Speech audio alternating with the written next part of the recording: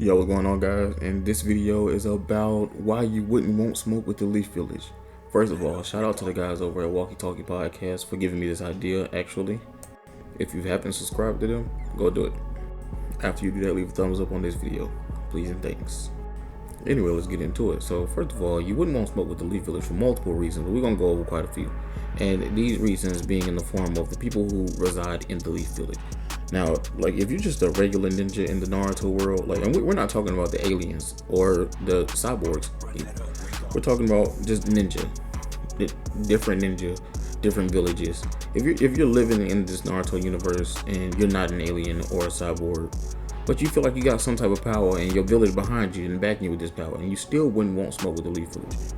And their Jonin, the Leaf Village's Jonin is like a cut above regular ninja. Like, we see that throughout the show in a lot of different places, right? Then, you know, the Anbu, the Leaf's Anbu is also built different. I mean, they operate the same way, I guess, any village's Anbu does. But I mean, we actually know a few characters involved with the Anbu here in the Leaf Village, right? So your next aspect to worry about is Konohamaru and his generation.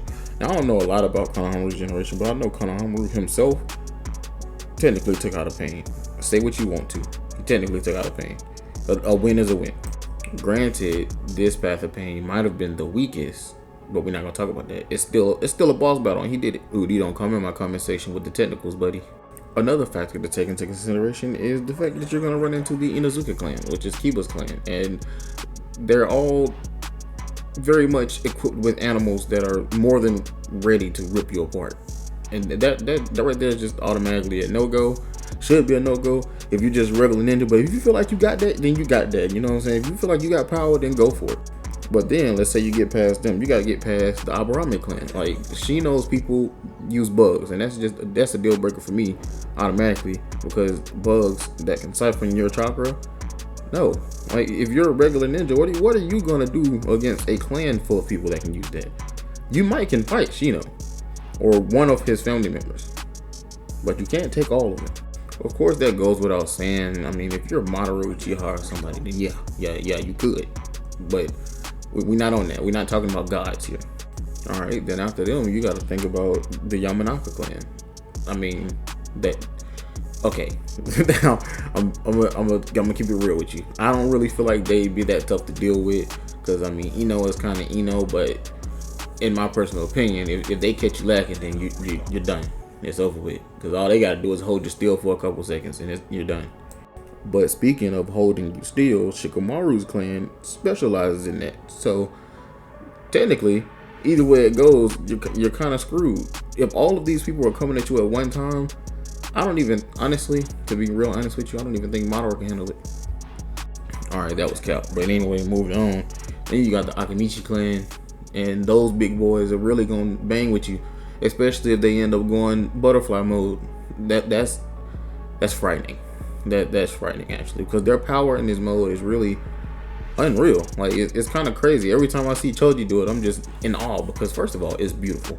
Second of all, it always takes me back, because I'm like, Choji's not that strong, but then he shows me he's actually he can hang with him. But let's pretend you got past all those people. You still got the Hyuga clan standing in your way, and the Hyuga is the strongest in the Leaf Village. At this point, with all these clans going at you at one time, there's nowhere to run, there's nowhere to hide, there is no type of shadow tactics you can do to stay away from them. If they're alerted to the fact that you are trying to attack Konoha, then it's up. And this is not even mentioning your final boss battle, which would be Naruto, Sasuke, and Sakura. And I'm talking about after shipping, of course. Sasuke's back. Well, not really back, but he's back. He's aligned with the Leaf Village, so you still have to deal with him. Because even if you do attack the Leaf Village and get away, he's gonna find you, and you're gonna have to fight him. Really, I shouldn't have to go into detail about how Naruto, Sasuke, or Sakura can keep up with it.